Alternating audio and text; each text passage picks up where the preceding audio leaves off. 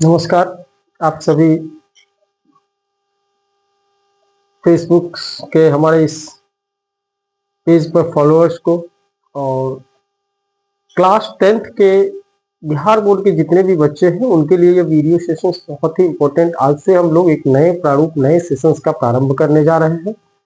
इसमें हम लोग क्लास 10th वाले बच्चों के लिए सभी सब्जेक्ट्स का, स्पेशली साइंस का पहले सीक्वेंस में सारे क्लिप को हम इस पेज के माध्यम से आप लोगों को टर्म बाय टर्म क्लास में अपलोडेड वीडियो आपको यहाँ से देखने को मिल जाएगा। साथ ही सीबीएसई वाले बच्चों के लिए हमारा यूट्यूब चैनल है मिश्रा इंस्टीट्यूट के नाम से, जिस पर जाकर के आप क्लास ज्वाइन कर सकते हैं। जो भी इंटरेस्टेड बच्चे हो, इच्छुक बच्चे हो, जिनको नीड हो, वो यहाँ से क्लास से ऑब्टेन कर सकते हैं। इसमें हम लोग देखेंगे कि पहले जीव विज्ञान जो क्लास 10th में बहुत ही इंपॉर्टेंट मायने रखता है, जीव विज्ञान के सभी चैप्टर्स कौन कौन से चैप्टर्स है, क्या क्या पढ़ना है, कैसे कवर करना है, हम टू दी पॉइंट्स जो है सो जैसा कि यहाँ पर ले रखा हुआ है बनर्जी वर्मा साहब द्वारा जो है सो ये लिखित बुक है बीटीसी भारती भवन का।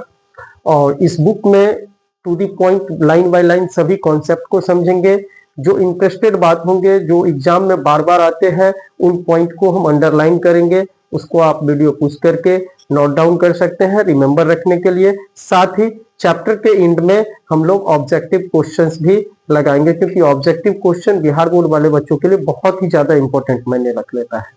तो चलिए बिना टाइम को गवाए हम लोग आज से इस सेशंस को स्टार्ट करते हैं। इस मुद्दे पर आते हैं कि क्या है जीव विज्ञान में क्लास 10th वाले बच्चों के लिए। यदि हम बात करें तो विशेष सूची में टोटल कितने चैप्टर्स पढ़ने होते हैं। हालांकि इसमें 5 मोस्ट इंपॉर्टेंट चैप्टर्स हैं।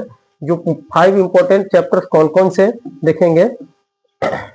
जैव प्रक्रम या पोषण क्या होते हैं, जैव प्रक्रम पोषण। दूसरा श्वसन, परिवहन, उत्सर्जन, नियंत्रण एवं समन्वय।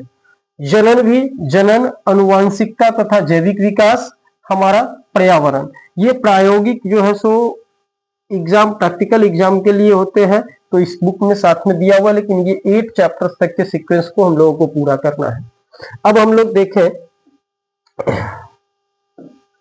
तो इस चैप्टर के पहले में जैव प्रक्रम की बात किया गया है। जैव प्रक्रम है क्या, पोषण किसे कहेंगे। तो जैव प्रक्रम जितने भी हमारे सजीव प्राणी हैं उन सभी को जीवन जीने के लिए, जीवित रहने के लिए उनको ऊर्जा की आवश्यकता होती है। वो ऊर्जा कैसे प्राप्त करते हैं, पोषक तत्व कैसे प्राप्त करते हैं, उन्हीं के बारे में विशेष चर्चा इस अध्याय में किया गया है। चलिए आइए देखते हैं जैव प्रक्रम के बारे में क्या कह रहा है। तो कह रहा है कि पोषण एवं अन्य जैव प्रक्रमों को समझने के लिए यह आवश्यक है कि सबसे पहले सजीव और निर्जीव हम किसे कहेंगे, लिविंग थिंग्स और नॉन लिविंग थिंग्स। सजीव प्राणी कौन है और निर्जीव प्राणी कौन है, इन दोनों के बीच में अंतर को जानने के लिए हम लोग बेसिकली यही समझते हैं कि जो सजीव प्राणी होते हैं उसमें श्वसन की प्रक्रिया होती है, पोषण भोजन पोषक तत्व लेते हैं, गति होते हैं। पेड़ पौधे में देखते हैं किसी भी प्रकार का मूवमेंट, गति नहीं होता है, फिर भी हम कहते हैं कि उसमें उसका ग्रोथ है, बढ़ना है। कुछ ऐसे भी जीव हैं जिसके बारे में हम लोग बाह्य रूप से देखें तो उसमें कोई ऐसा परिवर्तन दिखने को नहीं मिलता है। तो क्या वो, जैसे वायरस की बात करें, जीवाणु की बात करें, तो ये कुछ स्थिति में जीवित रहते हैं, कुछ स्थिति में। क्या कह रहा है के बीच अंतरों को जानने के लिए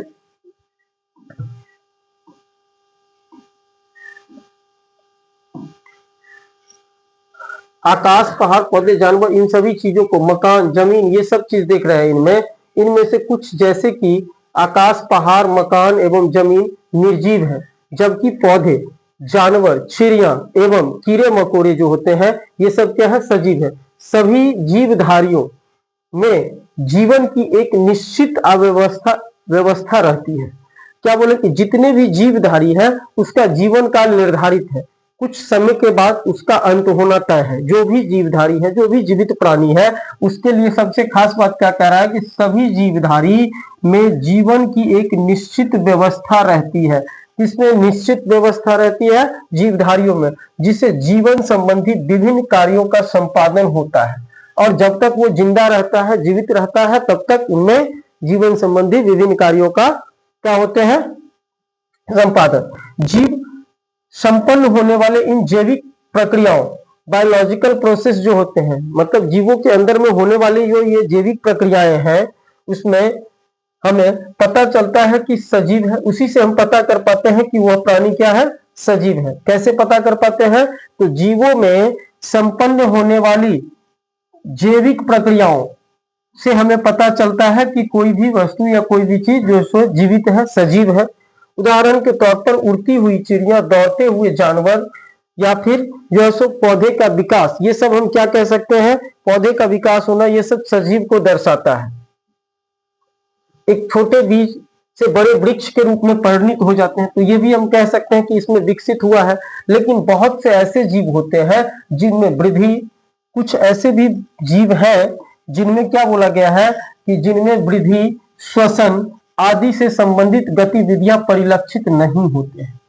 कुछ ऐसे जीव मिलेंगे जिसमें उसके जीवन का ग्रोथ, शरीर का विकास, कोशिकाओं का डेवलपमेंट, उसके बारे में कुछ पता नहीं चल पाता है, उनकी गतिविधियां पता नहीं चल पाती है।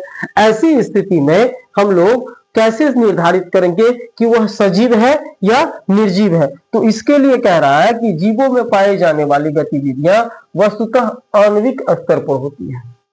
देखिए, सबसे इंपॉर्टेंट बात यहां पर क्या हम लोग जानेंगे कि जीवों में पाए जाने वाली गतिविधियां वस्तुतः आणविक, मतलब मॉलिक्यूलर स्तर पर, अंदर में आंतरिक मॉलिक्यूल्स से, कोई भी चीज जो है छोटी छोटी कोशिकाओं से, जितने भी जीव है कोशिकाओं से बने हुए हैं, और कोशिकाओं के अंदर जो आणविक गुण होते हैं आणविक स्तर पर होती है, जो दिखाई नहीं देते हैं।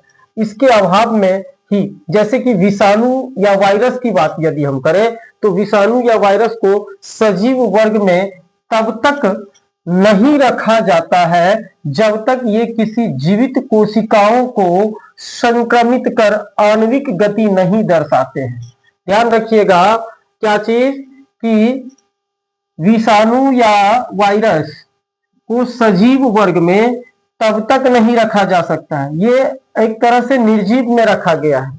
इसको सजीव हम कब कहते हैं? वायरस के बारे में हम लोग पढ़े थे, कोरोना वायरस आया था जो संक्रमण फैला रहा था शरीरों में।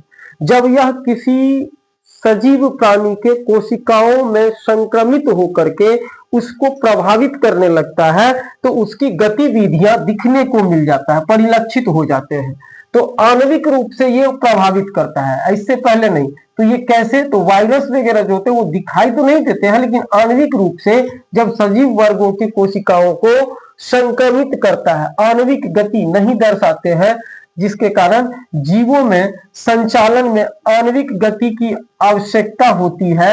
आप जानते हैं कि जीवों का शरीर कोशिकाओं का बना होता है, और इन कोशिकाओं को जब वह जीव द्रव, और जीवों की शरीर जो है सो किन से बने हुए हैं? कोशिकाओं से। इन कोशिकाओं में जीव द्रव के विभिन्न प्रकार के अणु पाए जाते हैं। इन जीव द्रव के अणुओं में जब कोई विषाणु या वायरस उसको संक्रमित करता है, तो अणुओं का विन्यास होता है, यानी उसमें आपस में संयोजन होता है। ऐसी अवस्था में वो दिखने को, तो जीवित पदार्थों में अणुओं का विशेष प्रकार से संयोजन होता है। जीवित प्राणियों में क्या होते हैं? जीवित पदार्थ जो भी जीव द्रव्य है उनके अणुओं में विशेष रूप से संयोजन होता है, विनियोजन होते हैं, इन सभी के फलस्वरूप, जिसके फलस्वरूप जीवों का निर्माण संभव हो पाता है। इसीलिए हम इसको कहते हैं सजीव प्राणी को सीधे हम नहीं दर्शा सकते। अभी तक हम लोग पढ़ रहे थे वैसे प्राणी वह जीव जो श्वसन की प्रक्रिया करती है, जिसमें गति होते हैं, जिसमें वृद्धि होता है, उसको हम सजीव कहते हैं। लेकिन कुछ ऐसे भी चीज है जिसमें गति और वृद्धि नहीं होते हैं, जैसे कि वायरस वगैरह, ये कोशिकाओं को संक्रमित करता है, और इस स्थिति में वह सजीव प्राणी कहलाते हैं, ठीक ना, जिसके फलस्वरूप जीवों का निर्माण संभव हो पाता है। न्यूक्लियोप्रोटीन, न्यूक्लियोप्रोटीन की बात यदि हम करें, तो न्यूक्लियोप्रोटीन अणुओं के साथ अन्य तत्वों के अणु विशेष रूप से संयोजित होकर जीव द्रव प्रोटोप्लाज्म का निर्माण करता है। क्या करते हैं? न्यूक्लियस के अंदर में जो प्रोटीन की मात्रा होती है किसी चीज में, वो न्यूक्लियोप्रोटीन्स क्या करते हैं? अणुओं के साथ मिलकर के अन्य तत्व के अणु को विशेष रूप से संयोजित कर लेता है, जिसके कारण क्या होता है? जीव द्रव का निर्माण होता है। और जीव द्रव के निर्माण के कारण, जीव द्रव के निर्माण के कारण क्या होते हैं? निर्माण करता है, जो जीवन के मूल आधार है। जब तक जीव द्रव्य का निर्माण, कोशिका क्या है? कोशिका जीव द्रव्य से बना हुआ है। शरीर, किसी भी सजीव प्राणी का शरीर जो होते हैं वो किस चीज से बना हुआ है? कोशिकाओं से। और कोशिकाओं का संयोजन जीव द्रव्य से हुआ। जीव द्रव्य कैसे विकसित होते हैं? तो जीव द्रव्य यानी कि जो जीव द्रव्य होते हैं, प्रोटोप्लाज्म जिसको कहते हैं, वो अणुओं का विशेष रूप से संयोजन होता है। किसके कारण? न्यूक्लियोप्रोटीन के कारण। न्यूक्लियोप्रोटीन क्या करते हैं? तो अणुओं का संयोजन करके जीव द्रव्य का निर्माण करता है। और जीव द्रव्य जब होते हैं उसमें, तो किसी भी जीवित प्राणी का जीवन का मूल आधार जीव द्रव्य है। जीव द्रव्य में सजीवों के सार गुण विद्यमान होते हैं। किसी भी सजीव प्राणी का जो भी गुण लक्षण परिलक्षण होते हैं वो उनके जीव द्रव्य में होते हैं। किसमें होते हैं? जीव द्रव्य में होते हैं। अब हम आगे बढ़े। इस स्थिति में विभिन्न अणुओं की इसी विशेष व्यवस्था एवं गति को आणविक गति कहते हैं। मतलब क्या बोले हैं कि न्यूक्लियोप्रोटीन अणुओं को या अणु के तत्वों को विशेष रूप से संयोजित करते हैं, जिसके कारण जीव द्रव्य का निर्माण होता है। ये सारी प्रक्रियाएं जो है तो वो अणुओं की आणविक गतिविधि है। क्या है? आणविक गतिविधि। अणुओं के अंदर उसके मॉलिक्यूल्स में आपस में मेटाबॉलिज्म होते हैं। इसी कारण तो हम कहते हैं आणविक गतिविधि होते हैं, जिसका निर्जीवों में अभाव रहता है। ऐसा चीज किसमें होंगे? केवल आणविक गतिविधि सजीव प्राणियों में होते हैं। तो मूल अंतर की बात करें तो सजीव प्राणी जो भी है उनमें आणविक गतिविधियां होती है। कौन सी गतिविधियां होती है? आणविक गतिविधियां होती है। ये बात हमें ध्यान रखना है। देखो, एक एक बात को तुम जब लाइन बाय लाइन पूरा समझ जाओगे, पढ़ लोगे, तो किसी भी क्वेश्चन का आंसर करना, फिर हम लोग जो इंपॉर्टेंट क्वेश्चंस होंगे चैप्टर से रिलेटेड उस पर भी डिस्कस करेंगे। ऑब्जेक्टिव क्वेश्चन आपको जब चैप्टर सेशन पूरा कर लेते हैं तो ये श्योर करते हैं कि आप खुद जवाब दे पाओगे। केवल गौर से बातों को सुने, समझें, ताकि रिमेंबर रहेगा, और लिखने का कोशिश करें। इंपॉर्टेंट बात जो है उनको नोट डाउन कर ले, जिससे क्या होता है कि आपको रिमेंबर रहेगा। लिखने से याद स्मरण शक्ति बढ़ते हैं, ध्यान रखिएगा। चलिए आगे बढ़ते हैं। सजीव वस्तुओं में एवं जैव प्रक्रम क्या होते हैं? सजीव वस्तुओं के बारे में तो हम समझ गए, जिस जीवों के अंदर, जिनके अंदर आणविक गतिविधियां हो वो सजीव प्राणी है। अब ये आणविक गतिविधियां करने के लिए कोई भी कार्य हम करते हैं तो हमें ऊर्जा की आवश्यकता होती है कि नहीं होती है? इसी तरह से जीवों के अंदर जो आणविक गतिविधियां, भले ही हम जब तक जिंदा है तब तक हमें ऊर्जा की आवश्यकता होती है, कोई कार्य करे अथवा न करे। हम सोए हुए रहते हैं, बैठे हुए रहते हैं, उस समय भी हमारे शरीर के अंदर हमारी आणविक गतिविधियां चालू है। जब तक जीवन काल है, सजीव जीवित है, तब तक उनके शरीर के अंदर कोशिकाओं का निर्माण, कोशिकाओं का क्षय और कोशिकाओं का ये सारे काम जीव द्रव्य के कारण होते हैं। तो जीव द्रव्य का यह आणविक प्रक्रियाएं तब तक चलता रहता है। और ये आणविक प्रक्रियाएं होने के लिए हमें क्या होंगे? ऊर्जा की आवश्यकता होगी। तो इन सभी ऊर्जाओं की पूर्ति करना, ये सारा प्रक्रिया करना जैव प्रक्रम कहलाता है। क्या कह सकते हैं? वे सारी क्रियाएं जिनके द्वारा जीवों का अनुरक्षण होता है। अब देखो, जीवों का अनुरक्षण तभी होगा जब उसके अंदर कोशिकाएं सुरक्षित हो, कोशिकाओं में जीव द्रव्य हो। जीव द्रव्य कैसे होंगे? तो आणविक प्रक्रियाओं द्वारा मेंटेनेंस होते हैं, तो वह जैव प्रक्रम कहलाती है। क्या कहलाता है? वे सारी क्रियाएं जिनके द्वारा जीवों का अनुरक्षण होता है, जैव प्रक्रम कहलाते हैं। क्या कहलाते हैं? जैव प्रक्रम कहलाते हैं।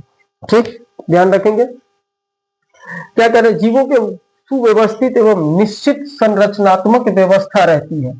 जीवों के अंदर एक सुव्यवस्थित एवं निश्चित संरचनात्मक व्यवस्था होती है। कोशिकाएं सभी जीवों की रचनात्मक एवं क्रियात्मक इकाई होती है।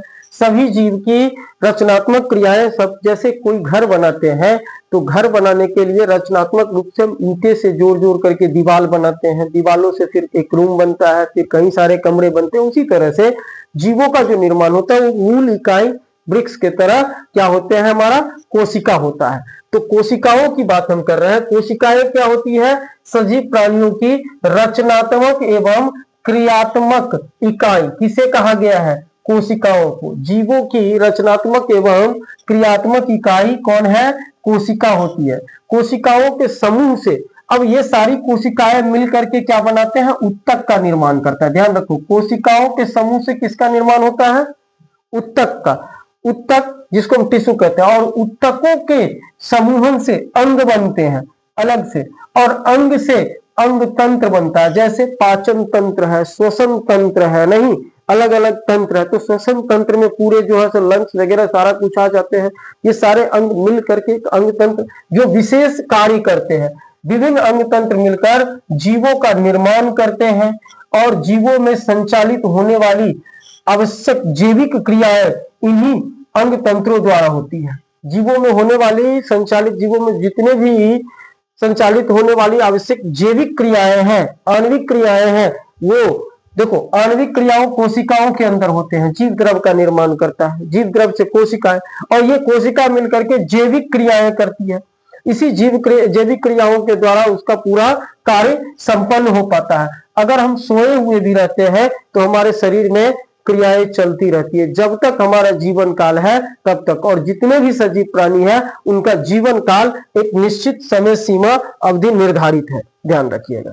फिर आगे बढ़ते हम लोग नेक्स्ट पॉइंट की ओर।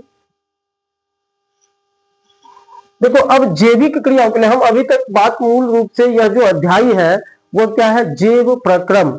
जैव प्रक्रम में अभी हम बोले हैं कि जैव प्रक्रम वह प्रक्रियाएं हैं जिसके द्वारा क्या होते, जिनके द्वारा जीवों का अनुरक्षण होता है, सुरक्षित रहते हैं, उसी को जैव प्रक्रम कहा जाता है।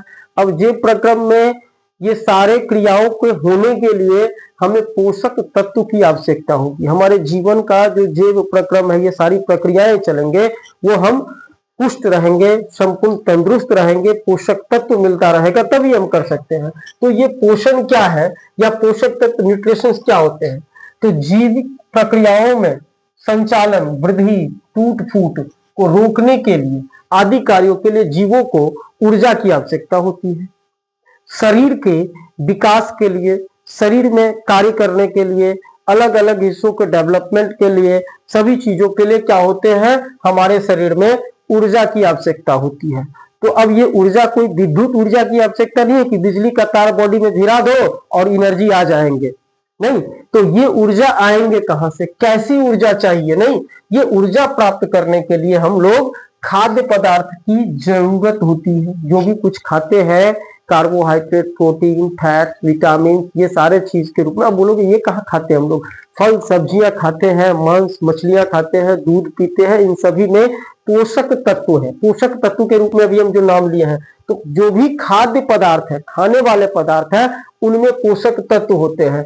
पोषण जरूरत होती है, इसी को पोषण न्यूट्रिशन की क्रिया से जीव प्राप्त करते हैं। ये सारे पोषक तत्व हमें ऊर्जा जो प्राप्त होती है वो खाद्य पदार्थों को खाने की प्रक्रिया से। अब सभी जीवधारियों में पोषक तत्व प्राप्त करने की अलग अलग प्रक्रियाएं हैं। पेड़ पौधे में पोषक तत्व प्राप्त होने के लिए अलग प्रक्रियाएं हैं, स्तनधारी जीवों में अलग प्रक्रियाएं हैं। अपनी आवश्यकताओं एवं वातावरण के अनुरूप जीवों में विभिन्न प्रकार की पोषण विधियां होती है। पोषण द्वारा प्राप्त जटिल खाद्य पदार्थों का सरलीकरण होते हैं। अब देखो, हम लोग जो पोषक तत्व लेते हैं शरीर के अंदर, भोजन जो करते हैं, उन सभी खाद्य पदार्थों में जो पोषक तत्व है वो एक जटिल रूप में होते हैं। खाद्य पदार्थों का जटिल रूप होता है। उन जटिल चीजों को सारा सिंपल प्रोसेस में सरलीकरण करने के लिए, साधारण करने के लिए विभिन्न चरणों में दो काम होते हैं। एक उपचयन होते हैं, दूसरा अपचयन होते हैं।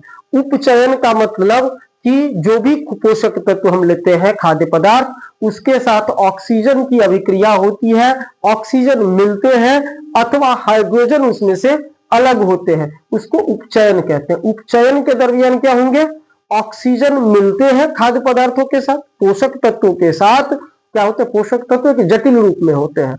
वो सरल कब होंगे, सामान्य कब होंगे, ग्लूकोज की अवस्था में बदलेगा। और कैसे बदलेगा, तो वो अपने अंदर ऑक्सीजन को मिला करके अथवा हाइड्रोजन को उसमें से हटा करके, यह प्रक्रिया उपचयन यानी कि ऑक्सीडेशन कहलाता है। क्या कहलाता है, ऑक्सीडेशन कहलाते हैं। दूसरा होता है अपचयन के अलावा दूसरा अपचयन। अपचयन को हम रिडक्शन कहते हैं। इसमें ऑक्सीजन हटते हैं, हाइड्रोजन जुड़ते हैं। तो दोनों ही प्रक्रियाएं होती है, अलग अलग स्थितियों में होती है। इसको और ज्यादा उपचयन और अपचयन को हम लोग विशेष रूप से आगे के पॉइंट में देखेंगे। श्वसन प्रक्रिया जब हम चैप्टर पढ़ेंगे, रेस्पिरेशन चैप्टर को पढ़ेंगे, उसमें विशेष प्रक्रियाओं को देखा जाएगा। तो देखो, इस प्रक्रम को श्वसन रेस्पिरेशन कहते हैं। मतलब देखो, हम लोग श्वसन का मतलब केवल सांस का लेना नहीं होता है, वो ब्रीथिंग प्रोसेस है। रेस्पिरेशन यानी श्वसन जो है वो एक ऐसी आंतरिक अंदर होने वाली प्रक्रियाएं हैं जो शरीर के अंदर कोशिकाओं में, शरीर के अलग अलग कोशिकाओं में जो पोषक तत्व गए रहते हैं, उन पोषक तत्वों के साथ ऑक्सीजन का मिलना, हाइड्रोजन का हटना अथवा ऑक्सीजन का, यानी कि अपचयन और उपचयन की आणविक क्रियाएं, आंतरिक क्रियाएं होती है। और इन आंतरिक क्रियाओं के द्वारा एक विशेष रूप से ऊर्जा का निर्माण होता है। इन सारी प्रक्रियाओं को श्वसन कहते हैं। ऑक्सीजन का उपयोग होता है एवं ऊर्जा मुक्त होती है। मतलब मुक्त मतलब हमारे शरीर में ऊर्जा का निर्माण होता है। बृहत रूप से श्वसन उन सभी क्रियाओं का सम्मिलित रूप है जिनके द्वारा शरीर में ऊर्जा का उत्पादन होता है। श्वसन एक ऐसी प्रक्रिया है जिसके द्वारा शरीर के अंदर ऊर्जा का निर्माण होता है। किसकी मदद से? तो जो कुछ भी हम पोषक तत्व लिए हैं, न्यूट्रिशंस लिए हैं खाद्य पदार्थों से, जो खाद्य पदार्थ को खाते हैं उसमें जटिल पोषक तत्व हैं, उनको सरलीकरण करने के लिए, सरल बनाने के लिए, सिंपल करने के लिए उसमें उपचयन अपचयन की प्रक्रिया अंदर में होती है, जिसको मेटाबॉलिज्म कहा जाता है। इन प्रक्रियाओं द्वारा शरीर के अंदर ऊर्जा का, कोशिकाओं के, शरीर के अंदर यानी सभी कोशिकाओं के पास ऊर्जा का निर्माण होता है। और जब कोशिकाओं को ऊर्जा मिलती है तो ये सारी कोशिकाएं मिलकर के शरीर के अंदर एक गतिविधियां करती हैं। इन गतिविधियों के कारण ही हमारे जीवन काल चक्र चलते रहते हैं। इसी को जैव प्रक्रम प्रक्रियाएं कहते हैं। एक कोशिकीय, अब देखो होगा क्या दरअसल में कि हमारे परिवेश में जो जीव जंतु हैं, जो जीवन काल के जीवित सजीव प्राणी हैं, वो या तो एक कोशिका का बना हुआ या बहुत सारे असंख्य कोशिकाओं से मिलकर के बने हुए हैं। कुछ जीव हैं जो बहुत सारी कोशिकाओं से बने हैं और कुछ जो है सो एक ही कोशिका का बना हुआ है। तो एक कोशिका से बने हुए जीव जो होते हैं उनमें खाद्य पदार्थों का ग्रहण करने के लिए अथवा गैसों का आदान प्रदान करने के लिए अवशिष्ट उत्पादों के निष्कासन हेतु खास अंग नहीं होते हैं। जैसे हम लोगों में खाने के लिए मुख है, नहीं, वेस्टेज को बाहर निकालने के लिए मल द्वार है, मल द्वार से हम अवशिष्ट पदार्थों को निकाल देते हैं। उसी प्रकार से एक कोशिकीय जीव जो भी है उनमें कोई विशेष संरचना नहीं होती है। वो कोशिका सीधे हमारे वातावरण के परिवेश के अनुकूल में रहते हैं, वो सीधे सीधे अपने भोजन को ग्रहण कर लेते हैं क्योंकि इनका सारा शरीर पर्यावरण के संपर्क में रहता है। लेकिन बहुकोशिकीय जटिल जीवों में शरीर की कोशिकाएं अपने पर्यावरण से सीधे संपर्क में नहीं पाए जाते हैं। इसमें विसरण की साधारण क्रिया से सभी कोशिकाओं की जरूरत पूरी नहीं हो पाती है। देखो, एक कोशिकीय जीव जो भी है ना, उसमें सीधे विसरण प्रक्रियाओं द्वारा, विसरण प्रक्रिया डिफ्यूज हो जाना, जैसे हम पानी में ऊपर से नमक मिला दिए अंदर जाके घुलित हो जाता है, उसी प्रकार से जो एक कोशिकीय जीव है वो पूरे हमारे पर्यावरण से डायरेक्ट संपर्क में है। उनके संपर्क में कोई खाद्य पदार्थ आता है, वो खाद्य पदार्थ उसकी कोशिकाओं के माध्यम से, उसकी कोशिकाओं का जो संरचना हम लोग क्लास 9 में पढ़े हैं, वर्ग 9 में, कि कोशिकाओं के ऊपर एक कोशिका झिल्ली होती है, वो जिसको अर्ध परागम झिल्ली कहते हैं, उसके थ्रू पदार्थ अंदर जाते हैं, अंदर में प्लाज्म होते हैं, न्यूक्लियस होते हैं, इन सभी की मदद से वो क्या होते हैं, उसमें घुलित हो जाते हैं। एक कोशिकीय जीव में सारी चीज घुलित हो जाएंगे और वो भोजन का निर्माण कर लेता है। यानी कि एक कोशिकीय जीव जो है, या हम कह सकते हैं कि एक कोशिकीय जो जीव है उनके अंदर भोजन ग्रहण करने का या उसके अंदर ऊर्जा प्राप्त करने का सामान्य विधि विसरण प्रक्रिया, डिफ्यूजन प्रोसेस द्वारा हो जाता है। लेकिन बहुकोशिकीय जीवों में ऐसा नहीं होता है। बहुकोशिकीय जीवों में खाद्य पदार्थों एवं गैसों के परिवहन के लिए परिवहन तंत्र होते हैं, ट्रांसपोर्टेशन सिस्टम होता है। इसके द्वारा खाद्य पदार्थ एवं गैस शरीर के एक हिस्से से ग्रहण करने वाले स्थान से दूसरे हिस्से तक स्थानांतरित होते हैं। ऐसा पेड़ पौधे में भी होता है, केवल ये नहीं कि जीवों के अंदर, मनुष्य में ही या जानवरों में, पेड़ पौधे में भी होते हैं। फिर हम लोग देखें कि इसकी मूल बातें यदि हम लोग देखें तो क्या कह रहा है कि विभिन्न जैविक क्रियाओं के फलस्वरूप जीवों में कई प्रकार के हानिकारक अवशिष्ट उत्पाद होते हैं। अभी हम देखें, जब जैविक क्रियाएं होगी तो इन फलस्वरूप पोषक तत्व तो हमें मिलेंगे ही, ऊर्जा का निर्माण तो होते ही है, साथ साथ शरीर के अंदर अवशिष्ट पदार्थ भी बनते हैं। क्या होते हैं? हार्मफुल वेस्ट प्रोडक्ट भी बनते हैं, जिसका शरीर से निष्कासन उत्सर्जन उत्सर्जन क्रिया द्वारा होता है। देखो, उत्सर्जन क्रियाओं के द्वारा क्या होते हैं, और इससे पहले हम लोग यदि देखें तो इससे पहले उत्सर्जन और परिवहन तंत्र का काम क्या है, ध्यान रखेंगे। परिवहन तंत्र, बाबू, परिवहन तंत्र की बात यदि हम करें, ट्रांसपोर्टेशन, इसके द्वारा खाद्य पदार्थ एवं गैस शरीर के एक हिस्से से दूसरे हिस्से में स्थानांतरित होते हैं। दूसरा काम क्या बोले, बहुकोशिकीय जीव में अलग अलग अंग बन करके अंग तंत्र बनवाया है। तो परिवहन तंत्र खाद्य पदार्थ को यानी कच्चे पदार्थों को बनने के लिए कोशिकाओं तक और कोशिकाओं में बने हुए खाद्य पदार्थों को विभिन्न हिस्सों तक ले जाने के लिए परिवहन मंत्रालय इस शरीर के अंदर में है।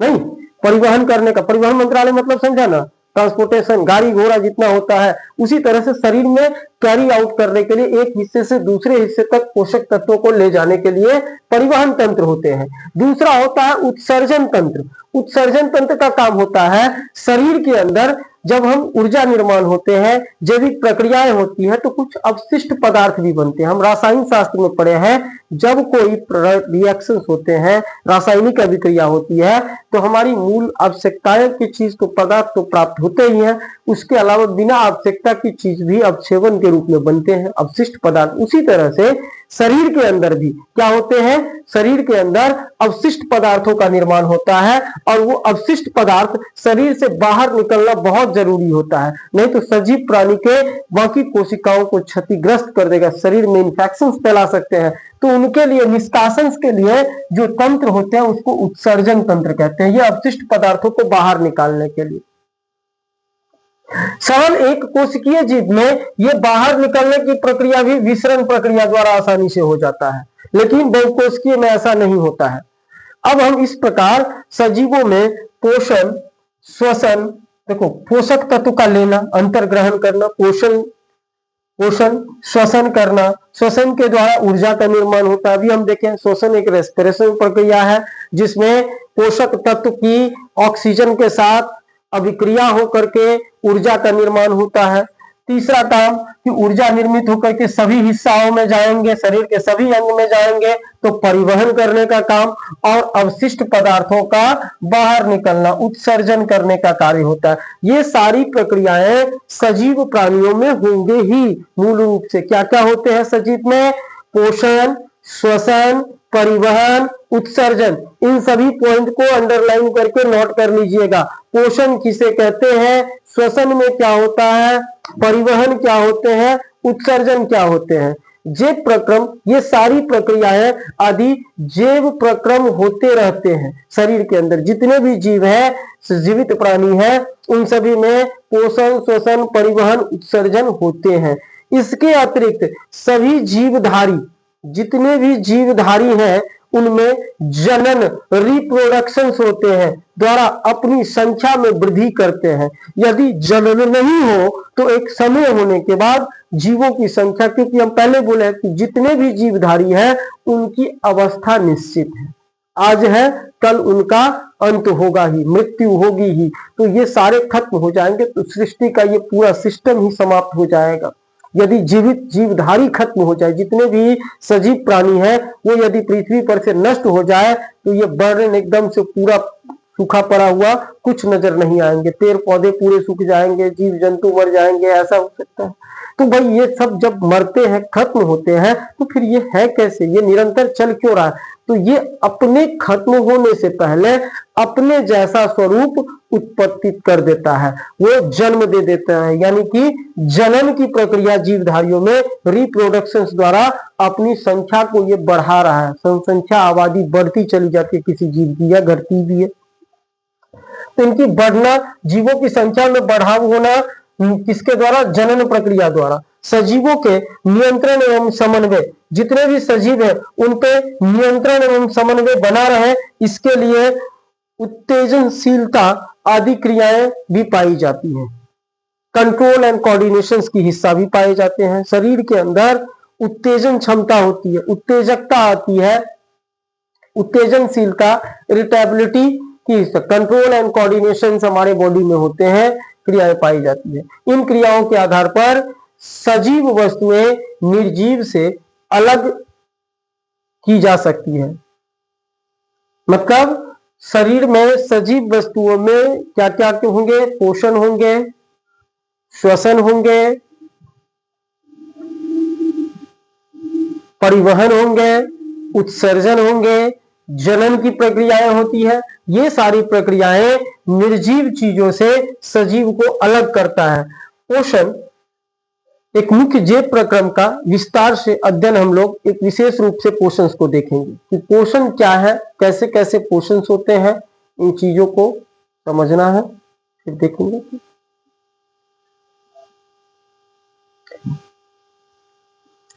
अब मूल रूप से हम पहले बोला कि सबसे पहला क्या बोला है कि जितने भी सजीव प्राणी हैं उन सभी में जैव प्रक्रम में कौन कौन सा चीज आया बाबू? जैव प्रक्रम के अंदर पहला पोषण, दूसरा श्वसन, तीसरा परिवहन, चौथा उत्सर्जन और पांचवा जनन। कितने याद रखिएगा? कौन कौन से हैं? पोषण, श्वसन, परिवहन, उत्सर्जन, जनन। पोषण का मतलब पोषक तत्व खाद्य पदार्थों को लेकर के खाना, उससे ऊर्जा मिलेगी।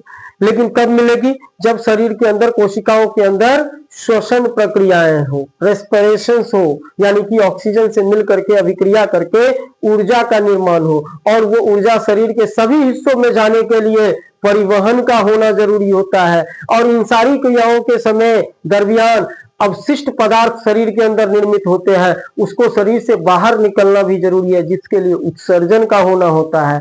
और अंत में अपनी संख्या को बैलेंस बनाए रखने के लिए, कंट्रोल करने के लिए शरीर के अंदर जनन की प्रक्रिया है, नहीं रिप्रोडक्शन सजीव में होते हैं। अब ये 5 प्रक्रियाओं में सबसे पहला आता है पोषण। इन पोषण को हम विशेष रूप से पढ़ेंगे, फिर श्वसन को विशेष रूप से पढ़ेंगे, परिवहन को विशेष रूप से समझेंगे, उत्सर्जन को विशेष रूप से, और जनन को। यही सारे अध्याय हमारे पूरे क्लास 10th में है। यानी जितने भी जैव प्रक्रम की जितनी क्रियाएं हैं, अभी हम जितनी क्रियाएं पढ़े उन सभी को अलग अलग अध्याय में पढ़ेंगे। तो पहले अध्याय में हम लोग जैव प्रक्रम का पोषण के बारे में जानेंगे। पोषण मतलब कि खाद्य पदार्थों को लेकर के शरीर में ऊर्जा का निर्माण करवाने के लिए मेटाबॉलिज्म करवाना, नहीं, जीवन संबंधी क्रियाएं जो भी होती है को सुचारू रूप से चलाने के लिए प्रत्येक जीवों को 2 प्रमुख आवश्यकताएं होती है। जीवन जो चलते हैं, हमारा जीवन काल, मृत्यु जब तक नहीं हुई है, जब तक हम जीवित हैं, तब तक हमारे शरीर में पूरे लाइफ को सुचारू रूप से चलाने के लिए जीवों को 2 प्रमुख आवश्यकताएं होती है। ये 2 प्रमुख आवश्यकता क्या क्या है? जीवन की उपापचयी क्रियाएं, पहला मेटाबॉलिक एक्टिविटीज के संचालन के लिए निरंतर ऊर्जा की आपूर्ति। शरीर जब तक जिंदा है, हम जब तक जीवित हैं, तब तक हमारे शरीर को जीवित रखने के लिए उपापचयी क्रियाएं यानी मेटाबॉलिक एक्टिविटीज होते रहते हैं। शरीर के अंदर में एक विशेष प्रकार की अंदर में क्रियाएं होती है, जिसको हम लोग क्या कहते हैं? उपापचयी क्रियाएं। कौन सी क्रियाएं? उपापचयी क्रियाएं। टाइम कितना हुआ है? चलते हैं अभी। उपापचयी, देखो क्या बोले हैं कि जीवन संबंधी क्रियाओं को जीवित रखने के लिए 2 प्रमुख आवश्यकताएं होती है। लाइफ को सुचारू ढंग से चलाने के लिए 2 कार्य का होना जरूरी है। जीवन में उपापचयी क्रियाएं, जिसके लिए निरंतर ऊर्जा की आपूर्ति चाहिए संचालन के लिए। उपापचयी क्रियाएं होने के लिए मेटाबॉलिज्म एक्टिविटीज, शरीर के अंदर धड़कन चलते रहे, नहीं, ब्लड फ्लो सर्कुलेशन चलता रहे, हम बेड पर लेटे भी हैं, लेकिन श्वास प्रक्रियाएं मतलब जिंदा है, जब तक सोए भी है तब तक हम जिंदे अवस्था में होते हैं, जीवित अवस्था में। तो और जीवित अवस्था में जब तक होते हैं तब तक हमारा धड़कन चालू रहता है, कहते हैं ना। तो इन धड़कनों को चालू रखने के लिए क्या कहते हैं, अंदर की उपापचयी क्रियाओं के लिए लगातार ऊर्जा की आपूर्ति होती रहे, हमें ऊर्जा मिलता रहे। ऊर्जा मिलना रुक जाता है थोड़ी देर के लिए, सांस नली बंद हो जाए तो दम फूलने लगता है, क्योंकि ऊर्जा निर्माण कब होगा, खाद्य पदार्थ और ऑक्सीजन दोनों हमें मिलेंगे तभी। अलग अलग जीवों में अलग अलग प्रक्रियाएं हैं, देखेंगे। तो खाद्य पदार्थों के साथ साथ श्वास कर लेना, सांस लेना बंद कर दो, लगेगा जैसे अब हम नहीं, कुछ देर तक रहेंगे लेकिन उसके बाद फिर चाहिए कहीं ना कहीं। लंबे समय तक यदि किसी को सांस बंद कर दिया जाए तो वो खत्म हो जाएंगे, क्योंकि उसके अंदर जो ऊर्जा की आपूर्ति होना बंद हो जाएगा। ऊर्जा की आपूर्ति जब ये बंद, तो उनके भोजन देना तुमको बंद कर दे, 2 दिन 4 दिन 10 दिन महीना भर जिंदा रह जाओगे, एक दिन टपक जाओगे। ऊर्जा की आपूर्ति जब तक शरीर में हो रहेगी तब तक तुम जिंदा हो। दूसरा, शरीर की वृद्धि तथा शरीर का विकास होते रहता है। बोलोगे बुढ़ापे में कहाँ विकास होता है, नहीं होते हैं। टूटे फूटे ऊतकों की मरम्मत के लिए जीव द्रव का निर्माण होता रहता है। शरीर एक अवस्था तक विकसित होते हैं, उसके बाद शरीर की कोशिकाएं डैमेज होने लगते हैं, लेकिन फिर भी जब तक जीवन काल है तब तक उस कोशिकाओं की मरम्मत होती रहती है। इन सभी क्रियाओं का, तो जीव का विकास होना, टूटे फूटे ऊतकों को, इन सभी चीजों के लिए ऊर्जा चाहिए, और ऊर्जा आपूर्ति निरंतर होते रहेंगे तो जीवन काल चलेंगे।